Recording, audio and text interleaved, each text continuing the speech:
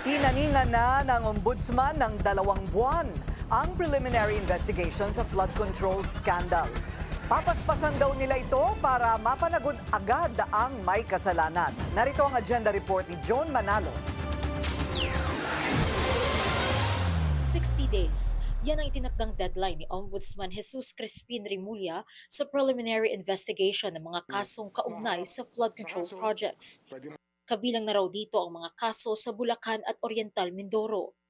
Paliwanag ni Remulla, umaabot ng 1 taon ang proseso ng preliminary investigation sa Office of the Ombudsman.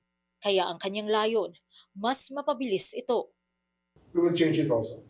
At ang gusto namin 60 days tapos ang PI, 60 days. Ang fact-finding, 60 days.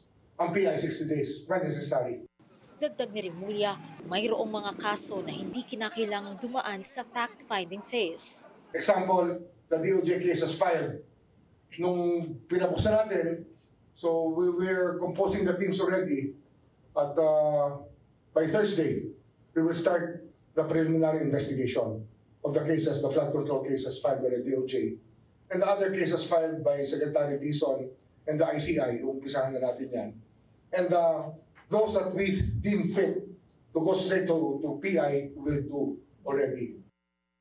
Sa ilalim sa preliminary investigation ng Ombudsman ang 5 flood control projects sa Bulacan at 1 sa Oriental Mindoro. Matatanda ang naisumite na ng DOJ ang resulta ng kanilang pagsisiyasat sa Bulacan projects noong October 14. Ipinasa naman ng ICI ang kanilang findings sa Oriental Mindoro project nitong nakaraang buwan. Ngayong Nobyembre nakatakdang ihain ng Ombudsman sa Sandigan Bayan ang mga kasong may kaugnayan sa nasabing flood control projects.